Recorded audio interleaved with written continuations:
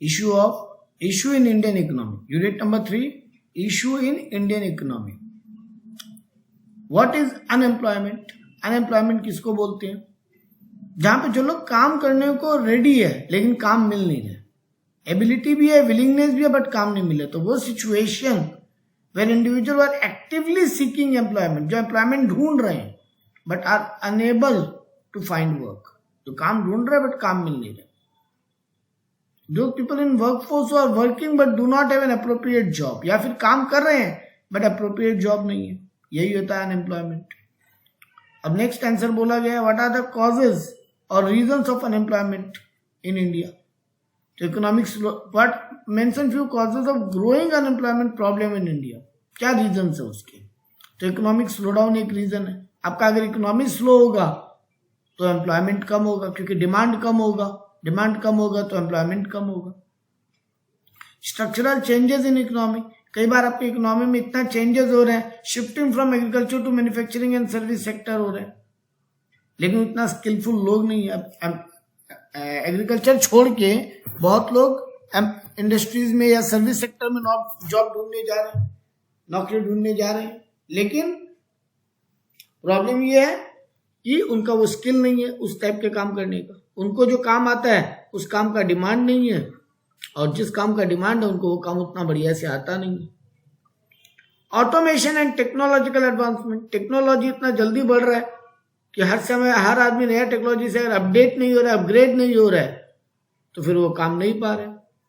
या फिर बहुत सारा टेक्नोलॉजी ऐसा आ रहा है जो कई लोगों का काम अकेला कर दे रहा है, तो बहुत लोगों का जॉब चला जा रहा है. डेमोग्राफिक फैक्टर है बहुत सारा, जिसके कारण young people entering into the workforce can create a mismatch between the supply of labour and available job. बहुत सारे यंग लोग काम करने आ रहे हैं. पहले लोग पढ़ते थे बहुत ज्यादा देर टाइम तक, अब बहुत जल्दी पढ़ाई छोड़ के काम में आ जा रहे हैं. Inadequate in education and skill development, हमारे यहाँ जो एजुकेशन है वो प्रॉपर या एडुकेट नहीं है, और वो स्किल को डेवलप नहीं करता. थ्योरेटिकल नॉलेज देता है, प्रैक्टिकल नॉलेज नहीं दे रहा, तो उतना जॉब मिल नहीं रहा लोगों को. Lack of entrepreneurship and job creation, दुनिया में ज्यादा नए बिजनेसमैन नहीं आ रहे. अब नए बिजनेसमैन नहीं आएंगे तो जॉब भी क्रिएट नहीं होगा. करप्शन बहुत है गवर्नमेंट जॉब में, इनएफिशिएंसी है बहुत ज्यादा जॉब क्रिएट करने में गवर्नमेंट के प्लानिंग का, मतलब लैक ऑफ प्लानिंग है. एक और आंसर पूछा कॉजेज ऑफ अनएम्प्लॉयमेंट का, कास्ट सिस्टम भी एक रीजन है. बाकी हमने पॉइंट पढ़ा है. इंक्रीज ऑफ पॉपुलेशन भी एक रीजन है. सीजनल ऑक्यूपेशन है एग्रीकल्चर में, तो अदर देन सीजन जॉब नहीं मिलता.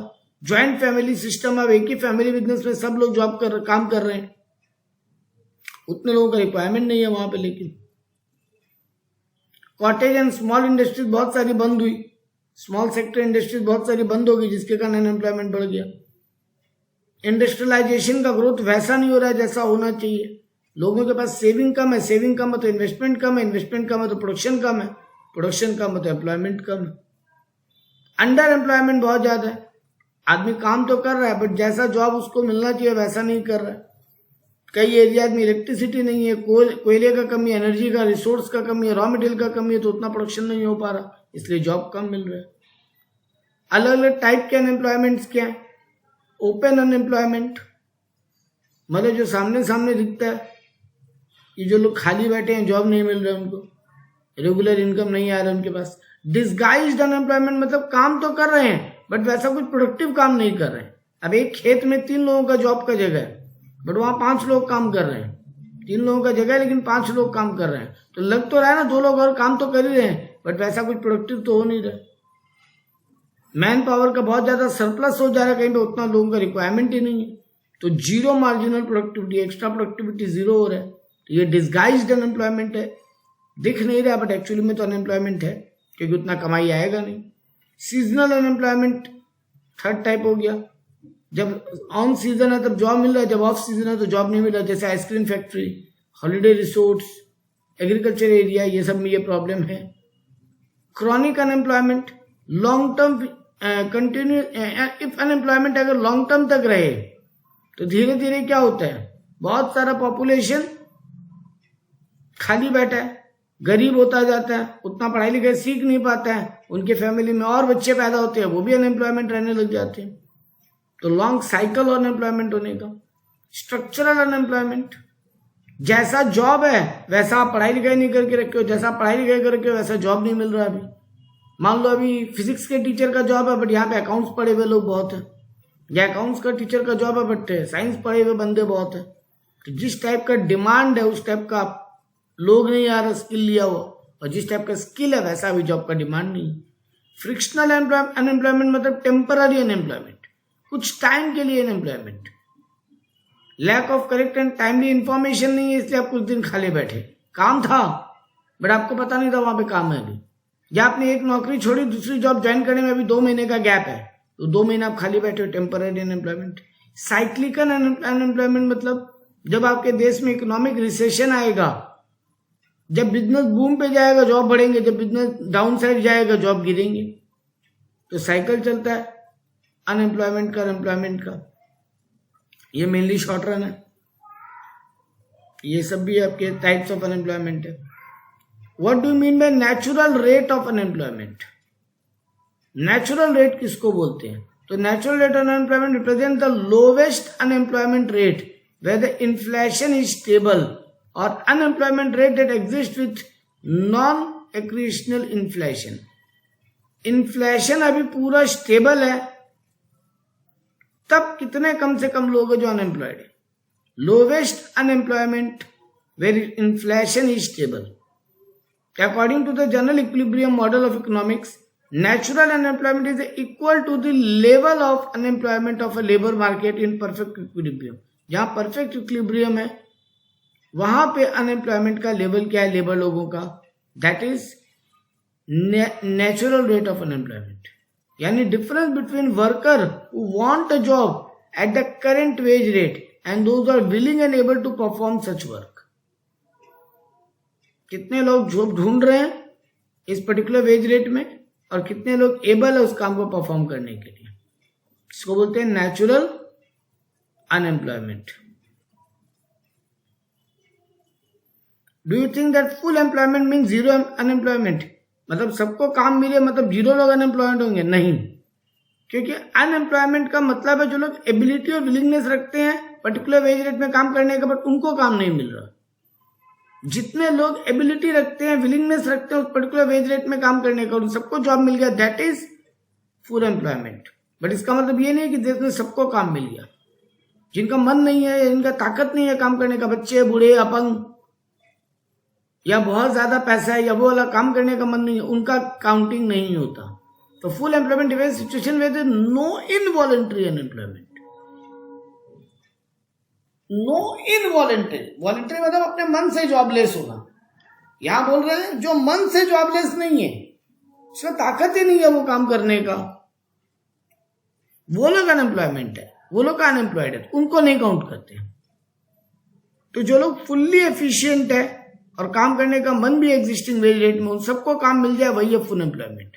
तो तुम्हारे देश में मान लो 150 करोड़ का पॉपुलेशन है, उसमें एक एग्जांपल ले रहा हूं कि 50 से 60 करोड़ बूढ़े और बच्चे हैं, तो 90 करोड़ बचे। उन 90 करोड़ में 20 करोड़ लोग उस पर्टिकुलर वेज रेट में काम नहीं करना चाहते, बचे 70 करोड़। वो 70 करोड़ लोगों को अगर जॉब मिल जाए, काम मिल जाए, एम्प्लॉयमेंट मिल जाए, मतलब फुल एम्प्लॉयमेंट है। बट इसका मतलब ही नहीं कि सबको काम मिल गया, क्योंकि वो 20 करोड़ तो अभी बैठे या वो 50 से 60 करोड़ तो अभी बैठे जिनको काम नहीं मिला। तो full employment does not mean zero unemployment. जहां पे वॉलेंटरी या स्ट्रक्चरल या फ्रिक्शनल एम्प्लॉयमेंट है उसको काउंटिंग में नहीं लेते हैं। तो simply term there is always a few degree of unemployment, कुछ तो अनएम्प्लॉयमेंट ऑलवेज रहेगा, और उसी को बोलते हैं नेचुरल अनएम्प्लॉयमेंट जो ऊपर पढ़े थे। What do you mean by voluntary and involuntary unemployment? Voluntary मतलब अपनी इच्छा से काम नहीं कर रहे, वो is able to work but remain unemployed। काम करने का एबिलिटी है बट अनएम्प्लॉयड बैठे हैं अपना विलिंगनेस के कारण, या उस पर्टिकुलर वेज रेट में काम करने का मन नहीं है, या फिर फ्रिक्शनली कुछ टाइम के लिए टेम्पररी अनएम्प्लॉयड, बाद में काम मिल जाएगा, उनको बोलते हैं वॉलेंटरी अनएम्प्लॉयमेंट। इनवॉलेंटरी मतलब जिनका विलिंगनेस भी है एबिलिटी भी है बट उनको काम नहीं मिल रहा, not get work at the existing wage rate. उन लोगों के लिए गवर्नमेंट जॉब ढूंढता भी है, उन्हीं के लिए गवर्नमेंट कैलकुलेशन करता है सारा। अब आया difference between voluntary and involuntary employment. तो वॉलेंटरी मतलब situation where a person is able to work remain unemployed अपने विलिंगनेस के कारण। ये जनरली शॉर्ट पीरियड के लिए होता है। बट इनवॉलंटरी अनएम्प्लॉयड मतलब उसका विलिंगनेस नहीं है बेरोजगार बैठना, बट मिल ही नहीं रहा, काम क्या करे। तो मतलब जॉब का पूरा डिटेल उसको पता है, जॉब अवेलेबल है बट काम नहीं कर रहा, दैट इज वॉलंटरी। उसको डिटेल नहीं पता या जॉब मिल नहीं रहा है, दैट इज इनवॉलंटरी अनएम्प्लॉयड। यहाँ विलफुल है, अपनी मर्जी से, यहाँ फोर्स्ड है। यहाँ रीजन हो गया लेजीनेस, ऑब्सेशन या बहुत पैसा है। यहाँ पे हो गया कि जॉब मिल नहीं रहा, उस टाइप का मार्केट में जॉब ही अवेलेबल नहीं है। ये कोई सीरियस इकोनॉमिक प्रॉब्लम नहीं है वॉलंटरी, क्योंकि मन से काम नहीं कर रहा तो क्या सीरियस प्रॉब्लम है ये। लेकिन जिनको काम ढूंढ रहे हैं और काम नहीं मिल रहा है, काम करना चाहते हैं काम नहीं मिल रहा है, वो सीरियस प्रॉब्लम है। फिर बोला फ्रिक्शनल किसको बोलते हैं, मैंने अभी कहा था टेम्पररी अनएम्प्लॉयमेंट को फ्रिक्शनल बोलते हैं। कुछ पर्टिकुलर टाइम पीरियड के लिए काम नहीं मिलना। Frictional unemployment naturally occurs. एक जॉब से शिफ्ट करता हूं जब दूसरे जॉब में, कुछ दिन घर में खाली बैठना पड़ता है, या फिर पता नहीं था कहाँ पे जॉब खाली है, जैसे पता लगा वहां पे काम करने चले गए। तो लोग लॉन्ग टर्म अनएम्प्लॉयमेंट, ये शॉर्ट टर्म है, टेम्पररी है। नया जॉब को ढूंढने के लिए एक जॉब को छोड़ के दूसरा जॉब ढूंढ रहे हैं, फिर कुछ टाइम के बाद वो नया जॉब मिल जाएगा। सीजनल अनएम्प्लॉयमेंट क्या हुआ, जब सीजन रहता है किसी पर्टिकुलर प्रोडक्ट का तब जॉब मिल रहा है, जब ऑफ सीजन है तो खाली बैठे हैं। ये भी एक टाइप का टेम्पररी अनएम्प्लॉयमेंट है। हमेशा बेरोजगार नहीं रहोगे आप, कुछ टाइम पीरियड के लिए बेरोजगार रहोगे जब ऑफ सीजन रहेगा। ये सब किस इंडस्ट्री में होता है, एग्रीकल्चर, टूरिज्म, कंस्ट्रक्शन, ये सब इंडस्ट्री में होता है। इसके रीजंस क्या है, कॉजेस क्या है, नेचुरल साइकिल ऐसा होगा। टूरिज्म फ्लक्चुएशन एक है, इकोनॉमिक स्ट्रक्चर बदल रहा है देश का थोड़ा थोड़ा, तब भी ऐसा होता है। स्पेसिफिक सीजन्स में स्पेसिफिक इंडस्ट्री में बहुत काम रहता है, कुछ सीजन में कुछ इंडस्ट्री में काम बिल्कुल नहीं रहता। जैसे आइसक्रीम इंडस्ट्री में सर्दी में काम कम रहता है, गर्मी में ज्यादा रहेगा। वूलन क्लॉथ मेकिंग इंडस्ट्री में सर्दी में काम ज्यादा रहेगा, गर्मी में कम रहेगा। एग्रीकल्चर में जब कोई पर्टिकुलर फसल का सीजन आएगा तो काम बहुत रहेगा, अदरवाइज नहीं रहेगा। व्हाट इज डिस्गाइज्ड अनएम्प्लॉयमेंट, मतलब आपको लग रहा है कि आदमी काम कर रहा है बट एक्चुअली में कुछ प्रोडक्टिव नहीं कर रहा है, मिनिमल या नेग्लिजिबल प्रोडक्टिविटी कर रहा है वो। मैंने एग्जांपल भी दिया था, एक खेत में 3 लोगों के काम करने की जगह वहां 5 लोग काम कर रहे हैं, तो 2 लोग दिख तो रही है काम कर रहे हैं बट एक्चुअली में कुछ प्रोडक्टिविटी नहीं बढ़ा रहे हैं। एक्स्ट्रा लेबर है, सरप्लस लेबर है किसी फील्ड में। जनरली ये कहाँ होता है, एग्रीकल्चर सेक्टर में। या अंडर एम्प्लॉयड है, मतलब आप काम तो कर रहे हैं बट वो काम आपके लायक नहीं है आपके स्किल के हिसाब से, बट आप कर रहे हैं मजबूरी में। ये भी एक टाइप का डिस्गाइज है। इनफॉर्मल सेक्टर में जो काम करते हैं वो तो दिखते तो नहीं है आपको, वो डिस्गाइज्ड है। काम कर रहे हैं बट कुछ कमा नहीं रहे हैं। स्ट्रीट वेंडर्स, डेली वेज वाले। रीजनल डिस्पैरिटी, कई कई एरिया में कुछ एरिया में काम है, कुछ एरिया में काम नहीं है, वो भी इसका एक एग्जाम्पल है। Difference between disguised employment and seasonal, दोनों में क्या फर्क है। डिस्गाइज्ड में वो लोग कुछ कंट्रीब्यूशन नहीं कर रहे प्रोडक्शन में, और यहाँ पे सिर्फ सीजन पे जॉब नहीं है, ऑफ सीजन में काम नहीं है, बाकी सीजन के टाइम पे काम है। यहाँ पे आपको significant loss in output, people appear to be employed but can be removed, इनको आप इजीली जॉब से हटा सकते हो क्योंकि ये लोग आउटपुट में कुछ कंट्रीब्यूट ही नहीं कर रहे। यहाँ पे आप उनको जब सीजन रहेगा तब जॉब से हटा नहीं सकते, उनको काम देना ही पड़ेगा। जनरली ये long as well as low productive job, ये लॉन्ग टर्म पे इम्पैक्ट करता है ये डिस्गाइज्ड, बट ये सीजनल शॉर्ट टर्म रहता है, ये ऑफ पीक में रहता है केवल। ज्यादातर ये एग्रीकल्चर और इनफॉर्मल सेक्टर में दिखता है डिस्गाइज्ड, बट ये एग्रीकल्चर, टूरिज्म, कंस्ट्रक्शन, ये सब इंडस्ट्री में दिखता है सीजनल अनएम्प्लॉयमेंट। यहाँ पे वर्कर मे हैव लो और अनस्टेबल इनकम, यहाँ वर्कर कमा रहा है बट बहुत कम, और यहाँ ऑफ सीजन में वो कमा ही नहीं रहे, पूरा ही लॉस है उसका। Mention few measures to be taken by government of India to reduce unemployment, unemployment को कम करने के लिए गवर्नमेंट ऑफ इंडिया क्या स्टेप ले रहा है। तो गवर्नमेंट बहुत सारा स्किल डेवलपमेंट प्रोग्राम ला रहा है, जैसे स्किल इंडिया मिशन, प्रधानमंत्री कौशल विकास योजना, ये सब स्कीम ला रहा है गवर्नमेंट, जहाँ पे गवर्नमेंट स्किल का ट्रेनिंग दे रहा है, फाइनेंशियल हेल्प कर रहा है लोगों को कि खुद का बिजनेस चालू कर लो।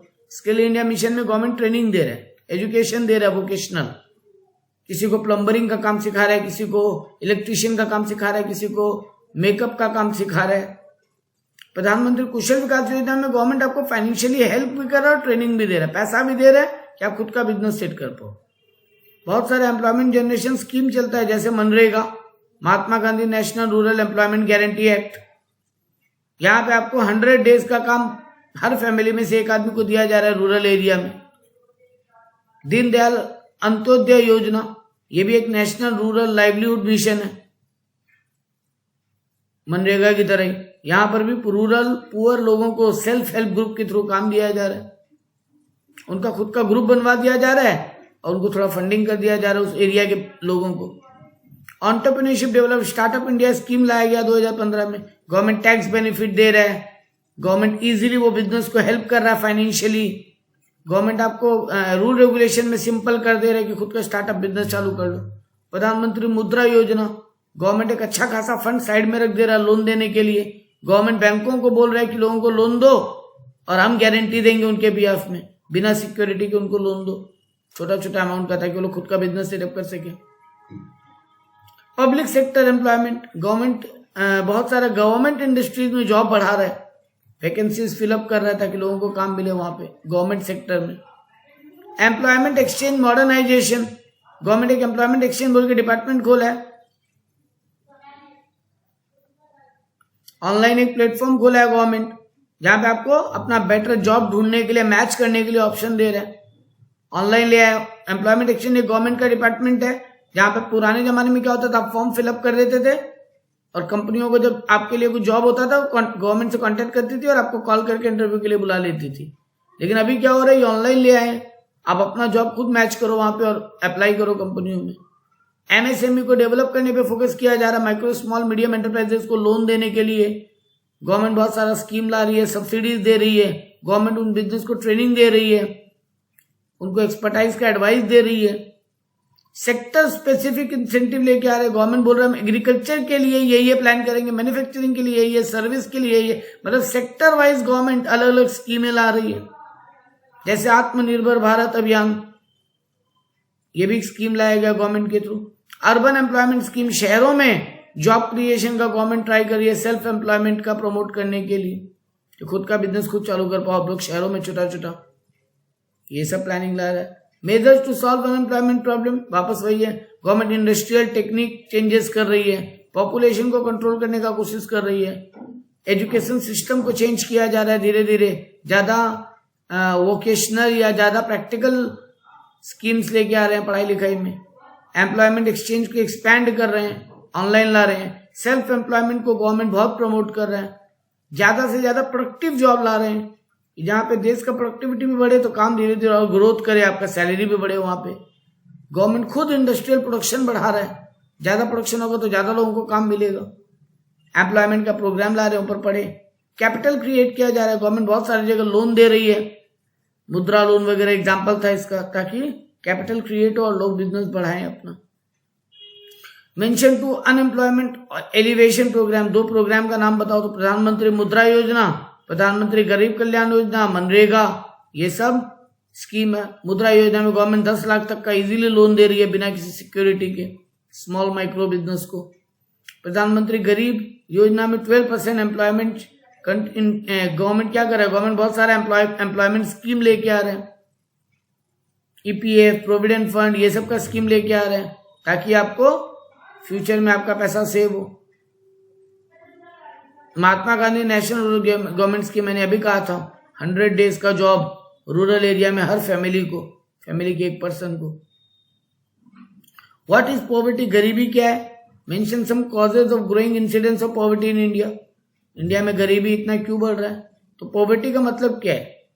जहां पे लोग अपना बेसिक नेसेसिटी को खुद पूरा नहीं कर पाए, food, shelter, clothing, education, health care, ये सब खुद अरेंज नहीं कर पाए। 2 टाइप का पॉवर्टी होता है, एब्सोल्यूट एंड रिलेटिव।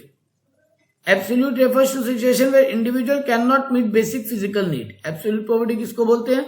जहां आप अपना बेसिक नीड को पूरा नहीं कर पाओ। और रिलेटिव पॉवर्टी मतलब हो गया देश का एक अमाउंट गवर्नमेंट ने फिक्स किया कि इससे नीचे कमा रहे हो तो आप गरीब हो, मतलब कंपेयर कर रहे हैं आपको। इस लेवल ऑफ इनकम से आपका नीचे इनकम है तो आप बिलो पॉवर्टी लाइन कहलाओगे। तो आपका देश का एक एवरेज इनकम फिक्स किया गया, आप उससे कम कमा रहे हो तो आपको क्या माना जाएगा? आपका एबिलिटी से आप कम, जिस देश का जो एक लिमिट है, मान लो एक एग्जांपल देता हूं, पर पर्सन 3000 पर मंथ, मान लो एक एग्जांपल है, उसके नीचे आप जाते हो तो आप बिलो पॉवर्टी लाइन कहलाओगे। ये हो गया रिलेटिव पॉवर्टी। अब इंडिया में गरीबी क्यों बढ़ रहा है इतना? क्योंकि इकोनॉमिक इनइक्वालिटी बहुत है। कुछ लोगों के पास बहुत पैसा है, मैक्सिमम लोगों के पास बिल्कुल पैसा नहीं है। अनएम्प्लॉयमेंट या अंडर एम्प्लॉयमेंट है, बहुत लोगों को जॉब मिल नहीं रहा है, या मिल रहा है तो अपनी लेवल से कम कमा रहे हैं। पॉपुलेशन बहुत ज्यादा है। एजुकेशन सबके पास एक्सेस नहीं है, सब एजुकेशन तक पहुंच नहीं पा रहे हैं। हेल्थ इश्यू बहुत है, बीमार पड़ते हैं तो मेडिकल एक्सपेंसेस बहुत हाई लग जाते हैं, तो जो बचत खुचत होता है वो सब खत्म हो जाता है। बीमार पड़ जाते हैं तो फिजिकली वापस फिट ही नहीं हो पाते काम करने के लिए। रूरल अर्बन माइग्रेशन, गांव छोड़ के लोग बहुत शहरों में आ रहे हैं, तो यहाँ रहने का कॉस्ट बहुत हाई है, तो गरीबी बढ़ रहा है। नेचुरल डिजास्टर आ जा रहे हैं बहुत सारे इलाकों में, इसके कारण खाने का कमी हो जा रहा है, एग्रीकल्चर पे डिपेंडेंसी बढ़ जा रहा है। कास्ट डिस्क्रिमिनेशन, सोशल डिस्क्रिमिनेशन तो हमारे यहाँ बहुत है। बैकवर्ड एरिया लोगों को बहुत दबाया जाता है, उनको अपॉर्चुनिटी नहीं दिया जाता। गवर्नमेंट का इकोनॉमिक पॉलिसी बहुत खराब है। गरीबी को हटाने के लिए उतना प्रॉपर प्लानिंग ही नहीं है, कहीं कहीं इंफ्रास्ट्रक्चर प्रॉपर नहीं है। रूरल एरियाज में, बहुत सारा शहरों के भी बैकवर्ड एरिया में इलेक्ट्रिसिटी नहीं है, रोड नहीं है, सैनिटेशन नहीं है। सोशल फैक्टर्स भी बहुत है कि अमीर लोग गरीबों को एक्सप्लॉइट करते हैं, दबाते हैं। हमारे यहाँ बहुत ज्यादा रिजिड ट्रेडिशंस है, ये सब भी प्रॉब्लम है कि गरीबी खत्म नहीं होता या कम नहीं होता। What are the causes of poverty? Again वही इकोनॉमिक कॉज क्या है? Inequality and distribution of income, unemployment, same topics दोबारा बोला। लो पर कैपिटा इनकम है, हाई रेट ऑफ पॉपुलेशन है, प्राइस इन्फ्लेशन बहुत है, महंगाई बहुत है, तो जो कमाते हैं वही पूरा खर्च हो जाता है। Low availability of essentials, basic necessity का सामान इजीली अवेलेबल नहीं है। टेक्नोलॉजी बहुत बैकवर्ड है। सोशल एंड कल्चरल रीजन है कि आप सोशल डिस्क्रिपेंसी बहुत है। कास्ट सिस्टम बहुत अजीब है हमारे यहाँ।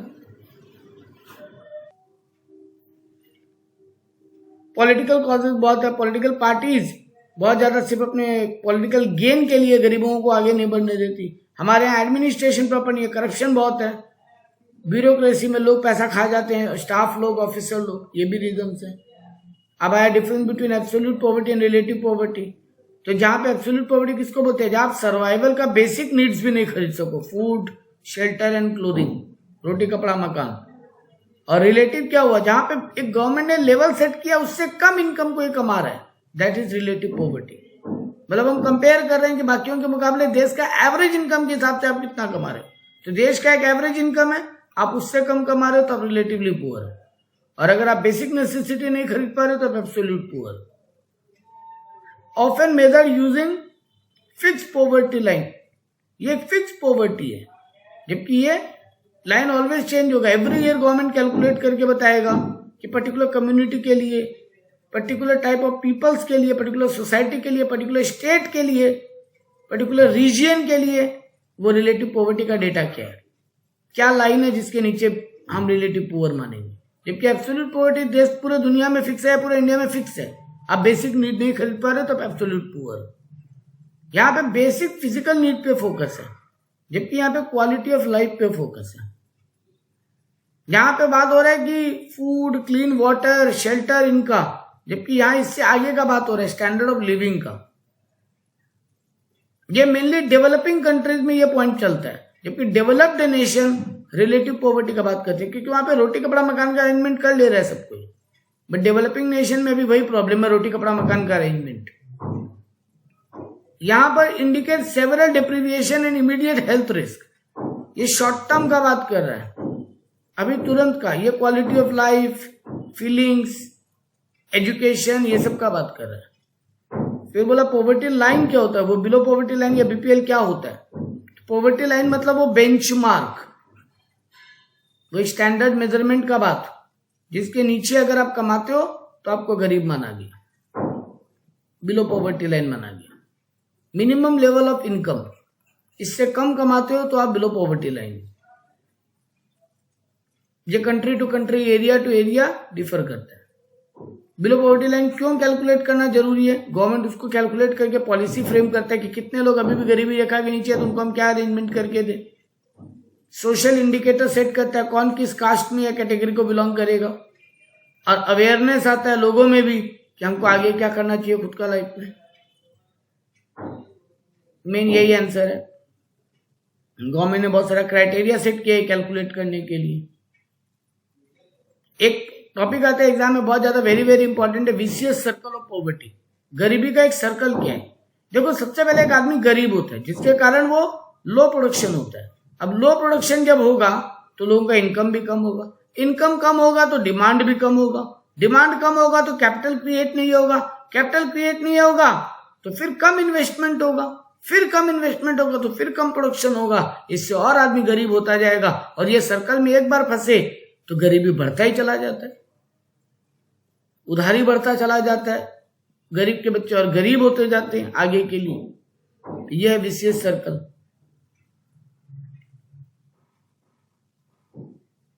लो इनकम होगा, इसके कारण उधारी बढ़ेगा, आपको रिसोर्सेस का कमी हो जाएगा, पढ़ाई लिखाई का कमी हो जाएगा, हेल्थ खराब होगा, सब कुछ प्रॉब्लम आएगा इससे विशेष सर्कल से। पर कैपिटा इनकम क्या होता है? पर कैपिटा इनकम मतलब पर पर्सन इनकम। कैसे कैलकुलेट होता है? देश का जीडीपी डिवाइडेड बाय देश का पॉपुलेशन, मतलब देश का नेशनल इनकम डिवाइडेड बाय देश का पॉपुलेशन। तो जब जीडीपी को नेशनल इनकम को टोटल पॉपुलेशन से डिवाइड करें, that is per capita income, per person income in a country every year. Per capita income provides general idea of the average standard of living of a country. Per capita income से पता चलता है लोगों का standard of living क्या है एक country में, क्योंकि उससे पता चलता है इनकम डिस्ट्रीब्यूशन कैसा हो रहा है, नॉन मॉनिटरी फैक्टर यानी क्वालिटी ऑफ लाइफ कैसा चल रहा है, लोगों का हेल्थ कैसे चल रहा है, उसी से पता चलता है। देश का इकोनॉमिक स्ट्रक्चर समझ में आता है गवर्नमेंट वो जब कैलकुलेट करती है, तो इसलिए पर कैपिटा इनकम निकाला जाता है। Indicate briefly estimate the poverty line. क्या क्या चीज पे गवर्नमेंट पॉवर्टी लाइन कैसे डिसाइड किया? तो अभी देश का पॉवर्टी रेट क्या है? 10 to 20% of population consider to be living below poverty line. अभी भी माना जा रहा है देश का 10 से 20% पॉपुलेशन बिलो पॉवर्टी लाइन। तो अगर आपका 150 करोड़ का पॉपुलेशन, तो 15 से 20 करोड़ लोग आज भी below poverty line. World bank कैसे सेट किया इस कैलकुलेशन को? किसको माने बिलो पॉवर्टी लाइन? जो $1.9 पर डे से कम कमा रहा है, मतलब $2 से भी कम पर डे इनकम है, वर्ल्ड बैंक उसको बिलो पॉवर्टी लाइन है। 2011 के सेंसस के हिसाब से 22% ऑफ रूरल पॉपुलेशन अभी भी बिलो पॉवर्टी लाइन है, और 13% अर्बन पॉपुलेशन अभी बिलो पॉवर्टी लाइन है। इनकम डिस्पैरिटी है बहुत ज्यादा, मतलब वेल्थ का डिस्ट्रीब्यूशन से भी बिलो पॉवर्टी लाइन कैलकुलेट होता है। अर्बन एरिया में कितना वेल्थ है, रूरल एरिया में कितना वेल्थ है। कोविड-19 का तो बहुत बड़ा इंपैक्ट हुआ इसके ऊपर, गरीब लोग और गरीब हो गए कोविड के कारण। गवर्नमेंट को इनिशिएटिव्स लेना पड़ रहा है इसके लिए, पॉवर्टी को हटाने के लिए, बट उतना प्रोग्राम ठीक से चल नहीं रहा है, इसलिए भी बिलो पॉवर्टी लाइन है। और रीजनल वेरिएशन बहुत है, कुछ एरिया में बिलो पॉवर्टी लाइन कम है, बट कुछ एरिया में बहुत ज्यादा है। गवर्नमेंट क्या क्या स्टेप्स लिया है इस पॉवर्टी लाइन को ठीक करने के लिए? तो पॉपुलेशन को कंट्रोल करने का कोशिश किया जा रहा है, एम्प्लॉयमेंट अपॉर्चुनिटी क्रिएट करने का कोशिश किया जा रहा है, इनइक्वालिटी को कम करने का कोशिश किया जा रहा है। गवर्नमेंट लैंड रिफॉर्म ठीक कर रहा है किसानों के लिए, वो जमींदार लोग से जमीन लेके या लैंड को बेटर करके। सोशल सिक्योरिटी मेथड यानी पीएफ, ईएसआई, पेंशन, ये सब स्कीम लेके आया जा रहा है। और जो बैकवर्ड एरिया उनके लिए अलग से प्लानिंग किया जा रहा है उन एरिया को बैलेंस करने का। इंडिया में क्या क्या स्कीम चल रहा है फिलहाल पॉवर्टी को हटाने का? तो वही अगेन है जो ऊपर आपने पढ़ा था एम्प्लॉयमेंट वाला में, मनरेगा, प्रधानमंत्री उज्ज्वला योजना, जो सिलेंडर सब्सिडी दिया जा रहा है बिलो पॉवर्टी लाइन के लोगों को, संपूर्ण ग्रामीण रोजगार योजना, गांव में एम्प्लॉयमेंट का अपॉर्चुनिटी लाके आ रहा है, अंत्योदय अन्न योजना, लोगों को 3 रुपये पर केजी में चावल दिया जा रहा है, 2 रुपया पर केजी में राइस व्हीट दिया जा रहा है। ये पब्लिक डिस्ट्रीब्यूशन सिस्टम यानी राशन सिस्टम के थ्रू फ्री खाना दिया जा रहा है, 35 KG rice every month free दिया जा रहा है। ये सब गवर्नमेंट करने का कोशिश कर रहा है। अन्न योजना ला रहे, अंत्योदय अन्न योजना, अन्नपूर्ण स्कीम, मतलब लोगों को भरपेट खाना खिलाने के लिए कहीं कहीं पे वो 10 केजी चावल ये सब बांटा जा रहा है स्टेट लेवल पे। जवाहर ग्राम समृद्धि योजना, गांव को डेवलप करने के लिए, गांव को इंफ्रास्ट्रक्चर देने के लिए गांव में रोड, स्कूल, हॉस्पिटल बनाया जा रहा है। ताकि वहां से गरीबी कम हो। प्रधानमंत्री ग्रामीण आवास योजना, आवास यानी रहने के लिए घर का योजना, 20 लाख तक का घर क्रिएट करके दिया जा रहा है गांव एरिया में लोगों को। शहर एरिया में लोन दिया जा रहा है घर बनाने के लिए। रूरल डेवलपमेंट प्रोग्राम ला रहा है गवर्नमेंट कि गांव एरिया में डेवलपमेंट लाएं ताकि गरीबी कम हो। तो ये सब स्कीम चल रहा है फिलहाल। जैसे यहाँ पे बोला भी गया अब तक कि ये जो प्रधानमंत्री आवास योजना है, इसमें 2022 में अब तक अच्छा खासा क्वांटिटी में लोगों को घर दिया गया, शहरों में घर के लिए लोन दिया गया। इनकम इनइक्वालिटी का मतलब क्या है? Discuss briefly the causes of income inequality. Income inequality किसको बोलते हैं? यहाँ पे अनइवन डिस्ट्रीब्यूशन ऑफ इनकम है पॉपुलेशन वाइज। मतलब कुछ लोगों के पास बहुत सारा वेल्थ है, बहुत सारे लोगों के पास कुछ वेल्थ है। ये चीज यही है इनइक्वालिटी। तो अगर 0 हो तो परफेक्ट इनइक्वालिटी है, परफेक्ट इक्वालिटी है, और 1 हो तो परफेक्ट इनइक्वालिटी है। तो 0 से 1 के बीच में इसको रैंकिंग दिया जाता है। यह ऐसा क्यों हो रहा है? क्योंकि इकोनॉमिक लिबरलाइजेशन बढ़ा, अमीर और अमीर होते गए। लैंड ओनरशिप हमारे यहाँ बहुत खराब था, जमींदार लोग अच्छा खासा जमीन ऑक्युपाई करके बैठे थे, इसलिए इनइक्वालिटी बढ़ा। एजुकेशन एंड स्किल सबको अवेलेबल नहीं है, तो जिनको अवेलेबल है वो बेटर होते गए। जिन लोगों को तक स्किल और एजुकेशन पहुंच नहीं पा रहा, उनका हालत खराब होता गया। अर्बन रूरल डिवीजन बहुत गंदा है हमारे यहाँ। ग्लोबलाइजेशन के चक्कर में एमएनसीज आ गई, तो बहुत सारे लोगों का जॉब चला गया, बहुत सारे छोटे छोटे बिजनेस बंद हो गए मल्टीनेशनल कॉर्पोरेशंस के सामने, टक्कर नहीं ले पाए उनसे कंपटीशन में। डेमोग्राफिक फैक्टर भी बहुत है हमारे यहाँ, मतलब मिसमैच बहुत है मेन वुमेन के बीच में, ये भी एक प्रॉब्लम है। इकोनॉमिक ग्रोथ डिस्पैरिटी, कुछ एरिया का बहुत डेवलपमेंट हुआ, कुछ एरिया का बिल्कुल डेवलपमेंट नहीं हुआ। सर्विस सेक्टर बहुत तेजी से ग्रोथ किया, आईटी सेक्टर ये सब, लेकिन एग्रीकल्चर में उतना डेवलपमेंट आया ही नहीं। तो गांव में किसान लोग गरीब होते चले गए, शहरों में लोग अमीर होते चले गए। अर्बन रूरल डिवाइड बहुत बुरा है हमारे ऊपर, मैंने कहा था। सोशल डिस्क्रिमिनेशन बहुत है, जाति पाति का भेदभाव। वेल्थ कॉन्सेंट्रेशन, लोग वेल्थ को मोनोपोली बनाते हैं, जमा करके रखते हैं, जमाखोरी बहुत है हमारे यहाँ। पॉलिसी का गैप, गवर्नमेंट का पॉलिसीज ठीक नहीं है। टेक्नोलॉजिकल एडवांसमेंट हमारे यहाँ उतना नहीं आ पाया कुछ कुछ फील्ड में, इसके कारण वहां लोग गरीब रह गए। What is income equality, some measures to take, वो तो मैंने इनकम इक्वालिटी तो अभी बताया। गवर्नमेंट ने स्टेप्स क्या लिया, अगेन वही सारा स्टेप्स है जो आपने ऊपर पढ़ा।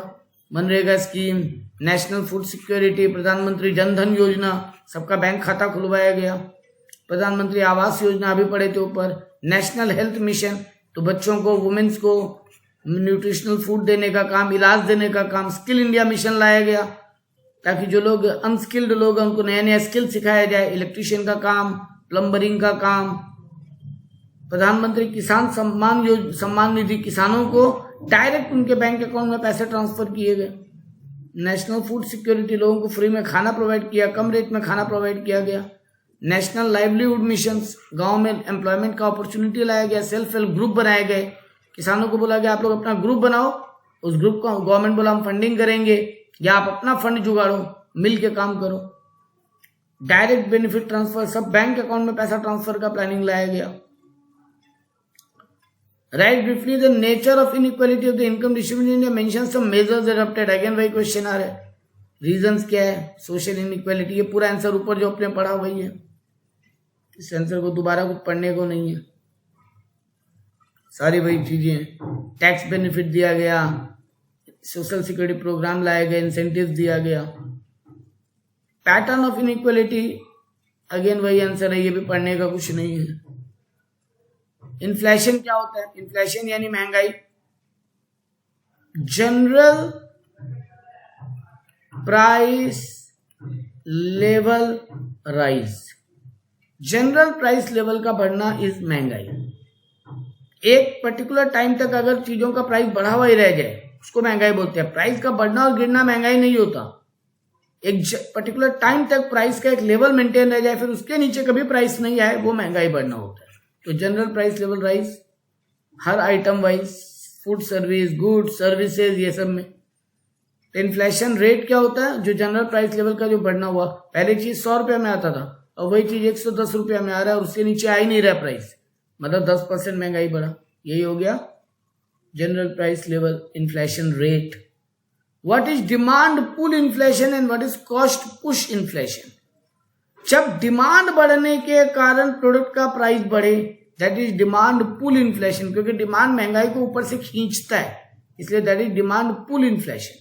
मार्केट में एक्सेस डिमांड होने के कारण कोई चीजों का प्राइस बढ़े, उस प्रेशर के कारण, that is demand pull inflation. ये केन्सियन इकोनॉमी है, उनको थ्योरी देकर गए थे ये वाला, कि जनरल प्राइस लेवल जब बढ़ने लग जाए डिमांड के कारण, सप्लाई और डिमांड फैक्टर के कारण, जबकि कॉस्ट पुश इन्फ्लेशन चीजों का मैन्युफैक्चरिंग कॉस्ट हाई हो, कॉस्ट ऑफ प्रोडक्शन बढ़े, जिसके कारण प्रोडक्ट का प्राइस मार्केट में बढ़ाना पड़े। पहले वही चीज 8 रुपए में बनाते थे, 10 में बेचते थे, अब बनने में अगर 10 रुपया लगेगा तो हमको तो 12 में बेचना पड़ेगा, इसलिए प्राइस बढ़ गया। तो प्राइस यानी कॉस्ट ऑफ प्रोडक्शन प्राइस को नीचे से धक्का देता है, इसीलिए कॉस्ट पुश इन्फ्लेशन है। कॉस्ट इन्फ्लेशन को पुश करता है, रॉ मटेरियल महंगा हो गया, लेबर महंगा हो गया, इसलिए चीजों का दाम बढ़ गया। जबकि डिमांड पुल इन्फ्लेशन होता है, क्योंकि डिमांड महंगाई को ऊपर से खींचता है। तो what are the basic difference between demand pull and cost push? तो जब यहाँ पे एग्रीगेट सप्लाई या एग्रीगेट डिमांड के कारण चीजों का प्राइस बढ़े, एक्सेस डिमांड प्राइस को ऊपर लेके जाएगा, सप्लाई कम होने के कारण प्राइस ऊपर जाएगा, that is demand pull inflation.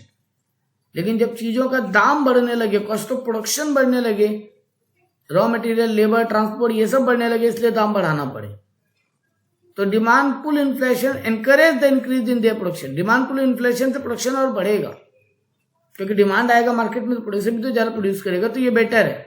But cost push inflation, क्योंकि चीजों का दाम बढ़ रहा है इसलिए महंगाई बढ़ना पड़ रहा है, तो डिस्करेज करता है प्रोड्यूसर को, तो कम प्रोडक्शन होगा, तो ये बुरा है। Under demand pull inflation existence of full employment. Demand pull inflation में एम्प्लॉयमेंट फुल रहेगा, क्योंकि डिमांड है तो लोगों को जॉब भी रहेगा प्रोडक्शन करने के लिए। लेकिन कॉस्ट पुश इन्फ्लेशन में फुल एम्प्लॉयमेंट नहीं रहता, यहाँ पे धीरे धीरे एम्प्लॉयमेंट कम होने लगता है, क्योंकि महंगाई बढ़ने के कारण लोगों को जॉब से निकाला जाता है। Demand pull inflation it is assume that cost of production remain unchange. यहाँ पे माना जा रहा है कॉस्ट ऑफ प्रोडक्शन अनचेंज होगा, जबकि कॉस्ट पुश इन्फ्लेशन में माना जा रहा है डिमांड अनचेंज रहेगा, ये डिमांड फिक्स रहेगा। इतना पॉइंट बहुत है। डायग्रामेटिकली अगर समझो तो डिमांड पुल इन्फ्लेशन में क्या होगा, diagram rightward shift in the aggregate demand, demand curve he shift हो गया आपका ऊपर की तरफ या नीचे की तरफ। कॉस्ट पुश इन्फ्लेशन में डिमांड कर्व वही रहेगा, प्राइस अप डाउन होंगे, मतलब ये एक टाइप से लेफ्टवर्ड शिफ्ट करेगा। सॉरी ये गलती हो गया, डिमांड पुल इन्फ्लेशन में राइटवर्ड शिफ्ट होगा और कॉस्ट पुश इन्फ्लेशन में लेफ्टवर्ड शिफ्ट होगा, दोनों में कर्व चेंज तो होगा, दोनों में कर्व चेंज तो होगा। इतना पॉइंट बहुत है डिफरेंस बिटवीन पढ़ने के लिए।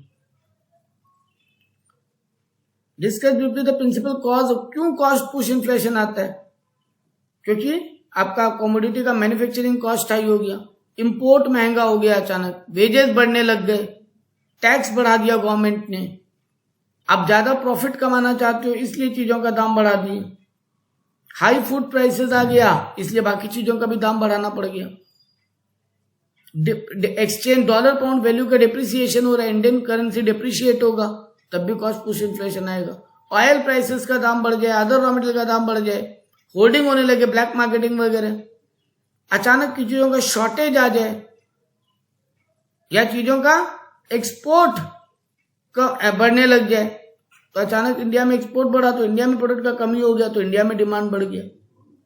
ये सब इसके रीजन है। ट्रेड यूनियन, लेबर के यूनियन के प्रेशर के कारण वेजेस बढ़ाना पड़ गया, इनडायरेक्ट टैक्स बढ़ा दिया गवर्नमेंट ने, डायरेक्ट टैक्स बढ़ा दिया गवर्नमेंट ने, इंटरनेशनल मार्केट में प्राइसेस चेंज हो गया, तो ये सब रीजन हो गए कॉस्ट पुश इन्फ्लेशन के। जबकि डिमांड पुल इन्फ्लेशन का रीजन क्या है, तो डिमांड पुल इन्फ्लेशन का रीजन है इकोनॉमी ग्रोथ कर रहा है, डिमांड बढ़ रहा है, एसेट का दाम बढ़ रहा है इसलिए महंगाई बढ़ रहा है, तो बाकी चीजों का भी प्राइस बढ़ रहा है क्योंकि बाकी चीज का भी डिमांड बढ़ रहा है। इन्फ्लेशन एक्सपेक्टेशन, लोगों को लग रहा है फ्यूचर में इन्फ्लेशन बढ़ेगा तो लोग अभी खरीदना चालू कर देते हैं, डिमांड बढ़ गया अचानक से, प्राइस बढ़ गया अचानक से, मार्केट में मनी का सप्लाई बढ़ गया, आरबीआई ने ज्यादा मनी छोड़ा, लोगों के पास ज्यादा मनी होगा, लोग ज्यादा खरीदेंगे, ज्यादा डिमांड करेंगे, अचानक पब्लिक ने सेविंग की जगह खर्चा ज्यादा करना चालू कर दिया तो डिमांड बढ़ गया। गवर्नमेंट ने डेफिसिट फाइनेंसिंग पे स्पेंडिंग, गवर्नमेंट ने अपना खर्चा बढ़ा दिया, गवर्नमेंट अगर अपना एक्सपेंडिचर बढ़ाएगा तो मार्केट में डिमांड बढ़ेगा क्योंकि गवर्नमेंट भी खरीद रहे, तो डिमांड बढ़ेगा तो प्राइस बढ़ेगा। पॉपुलेशन बहुत तेजी से बढ़ने लग गया आपके कंट्री में, लोग ज्यादा होंगे तो डिमांड भी ज्यादा होगा। फिर वही वह इन्फ्लेशन के कॉजेज क्या है, तो सप्लाई चेन खराब हो जाए तो महंगाई बढ़ जाता है, कोविड-19 के टाइम बहुत चीजों का सप्लाई कम हो गया तो महंगाई बढ़ गया। ग्लोबल कमोडिटी प्राइसेस बढ़ गए, इंटरनेशनल मार्केट पे चीजों का दाम बढ़ा तो भी महंगाई बढ़ेगा। खाने पीने का महंगाई बढ़े तो बाकी सब चीज में महंगाई बढ़ जाता है। अचानक देश में डिमांड बढ़े तो महंगाई बढ़ जाता है, मनी का सप्लाई बढ़े तो महंगाई बढ़ जाता है, गवर्नमेंट टैक्स बढ़ा दे, गवर्नमेंट अपना एक्सपेंडिचर बढ़ा दे, फिजिकल पॉलिसी बढ़ जाए तो भी महंगाई बढ़ जाता है। जियो पॉलिटिकल टेंशन, दो कंट्रीज के बीच में अचानक वॉर सिचुएशन आ जाए तो भी महंगाई बढ़ जाता है, वेजेस बढ़ने लग जाए तो भी महंगाई बढ़ जाता है। तो ऊपर आपने जो पढ़ा था वही सब फैक्टर्स फिर से पढ़े। What are the impact of inflation on different income group, महंगाई का दूसरे लोगों पे क्या प्रॉफिट पड़ता है, तो महंगाई का फायदा क्या है, महंगाई बढ़ने का नुकसान क्या है, इन्फ्लेशन बढ़ने का फेवरेबल पॉइंट्स क्या है। प्रॉफिट हाई होंगे, महंगाई बढ़ेगा तो हाई प्रॉफिट होगा, तो हाई इन्वेस्टमेंट होगा, हाई इन्वेस्टमेंट होगा तो हाई प्रोडक्टिविटी होगा, हाई प्रोडक्टिविटी होगा तो हाई एम्प्लॉयमेंट होगा, हाई एम्प्लॉयमेंट होगा तो हायर इनकम वालों को और कमाई बढ़ेगा, मतलब अमीर और अमीर होंगे, और देश में उधार बढ़ेगा क्योंकि ज्यादा कमाई हो रहा है तो लोग ज्यादा खर्च कर रहे हैं, ज्यादा खर्च कर रहे हैं तो ज्यादा डिमांड आ रहा है, ज्यादा डिमांड आ रहा है तो बोरोइंग पावर बढ़ रहा है। अनफेवरेबल पॉइंट क्या है, रियल इनकम कम होगा। तुम्हारा एम्प्लॉयमेंट बढ़ने के कारण वेजेस बढ़ रहा है, लेकिन वेजेस से ज्यादा चीजों का दाम बढ़ रहा है तो रियल इनकम कम होगा, परचेजिंग पावर कम हो जाएगा, डिस्ट्रीब्यूशन ऑफ इनकम खराब होगा। कुछ लोग तो बहुत अमीर हो जाएंगे बट गरीब और गरीब हो जाएगा। तुम्हारा प्लानिंग पूरा अपसेट हो जाएगा, गवर्नमेंट ने जो प्लान किया था वो पूरा बिगड़ जाएगा क्योंकि महंगाई बढ़ेगा तो गवर्नमेंट का खर्चा बढ़ जाएगा।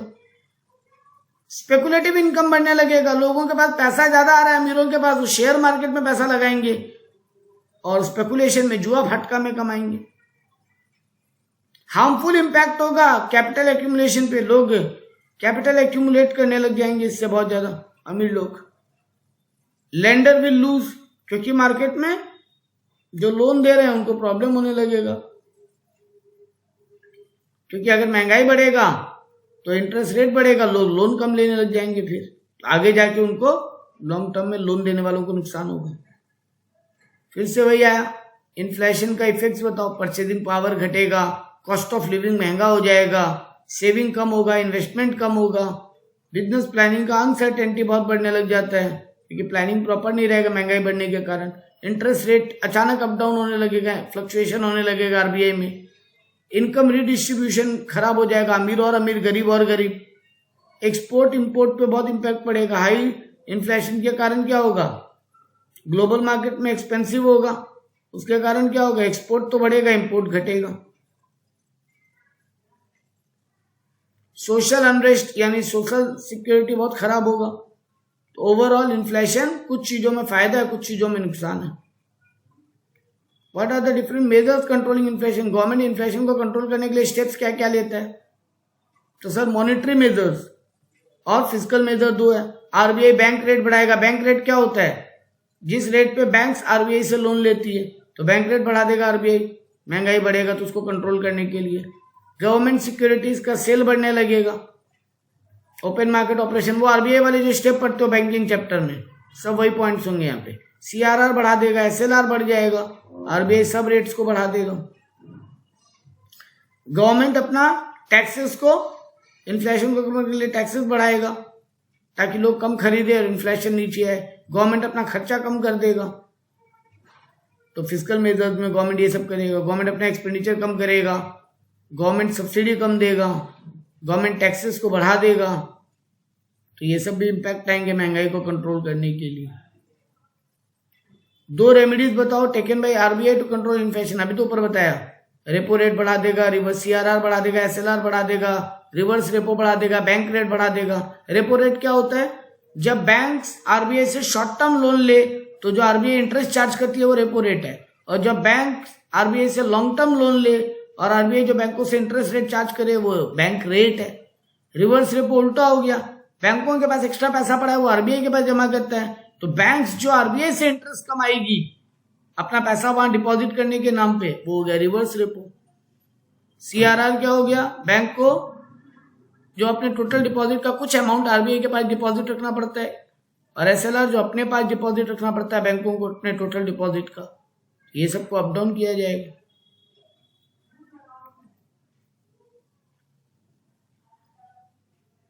अभी आपको ऊपर बताया था, दो स्टेप्स बताओ इन्फ्लेशन को कंट्रोल कर, तो मॉनेटरी पॉलिसी और फिजिकल पॉलिसी। मॉनेटरी पॉलिसी जो आरबीआई करता है, फिजिकल पॉलिसी जो गवर्नमेंट करता है। What is parallel economy? एक शॉर्ट नोट आता है एग्जाम में। Parallel economy also known as black market और अंडरग्राउंड इकोनॉमी। आपके देश का तो एक इकोनॉमी चल ही रहा है, ब्लैक मार्केटिंग का जो इकोनॉमी चलता है उसको बोलते हैं पैरेलल इकोनॉमी। टैक्सेस को चोरी करने के लिए लोग जो चलाते हैं, रूल रेगुलेशन को ब्रेक करने के लिए जो लोग चलाते हैं अपना ही एक इकोनॉमी, वो हो गया ब्लैक मार्केटिंग वाला इकोनॉमी, यानी पैरेलल इकोनॉमी।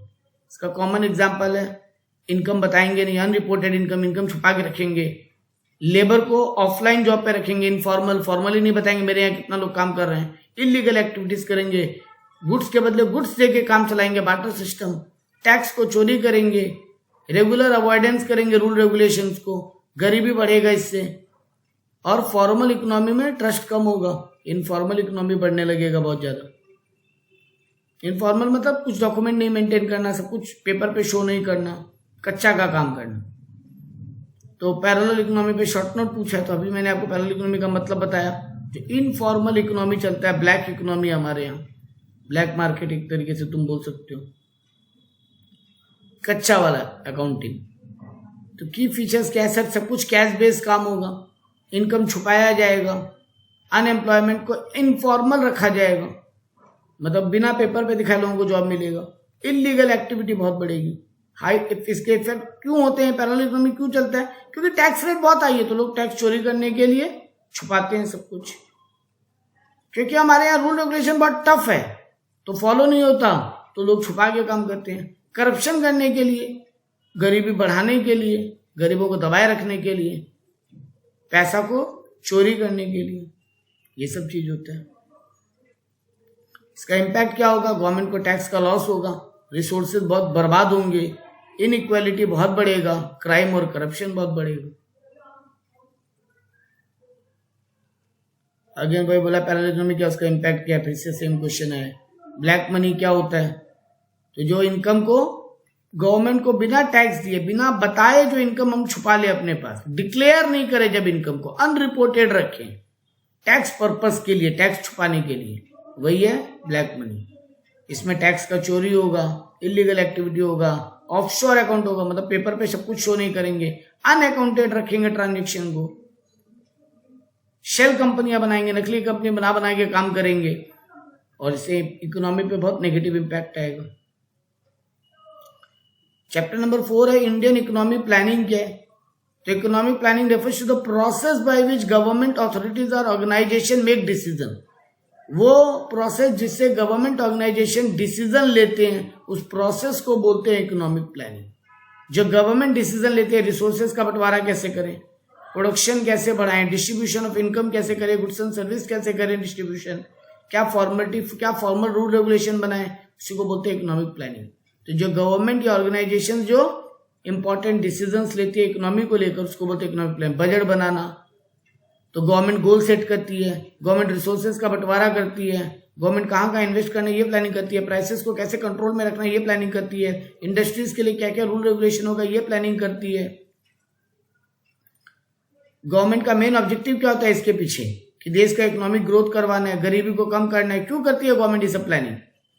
ताकि देश का ग्रोथ हो, गरीबी कम हो, सेल्फ सफिशिएंसी बढ़े, देश का खुद पे डिपेंडेंस, सोशल जस्टिस मिले, लोगों को इक्वालिटी रहे, रीजनल हर एरिया का डेवलपमेंट हो, कुछ एरिया बैकवर्ड कुछ एरिया डेवलप नहीं रहे, एम्प्लॉयमेंट बढ़े, रीजनल बैकवर्डनेस कम हो,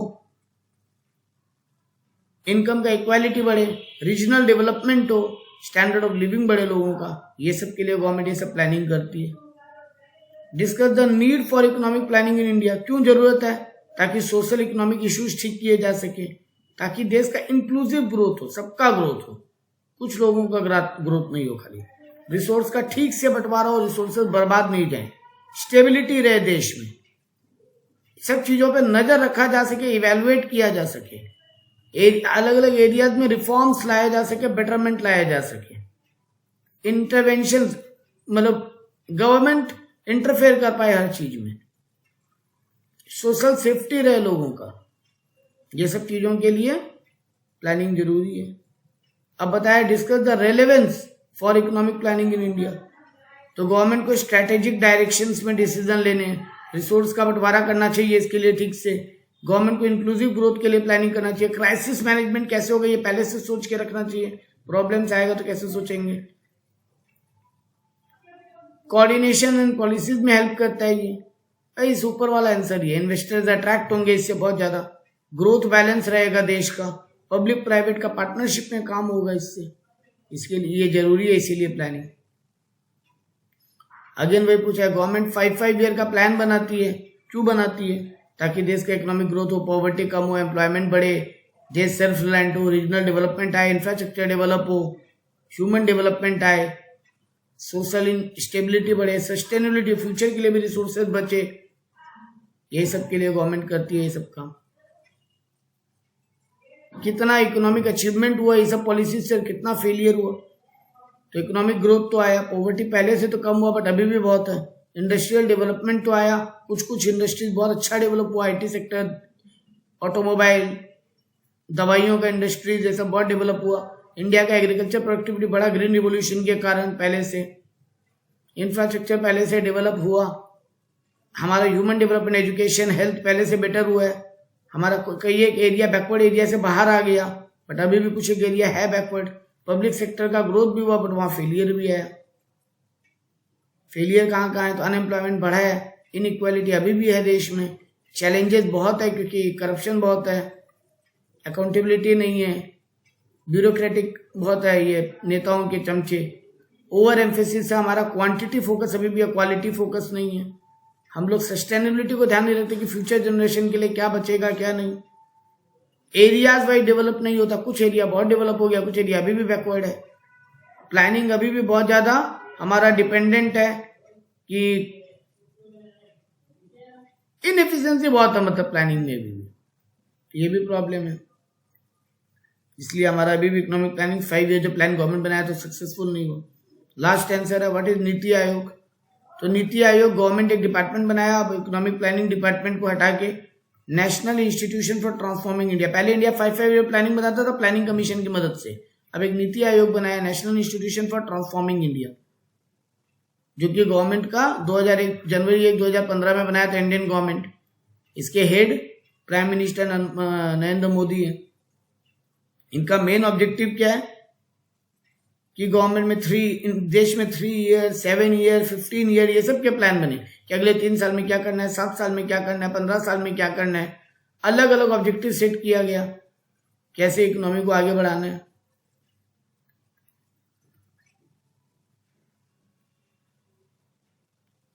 इस नीति आयोग को बनाने का मेन ऑब्जेक्टिव क्या था?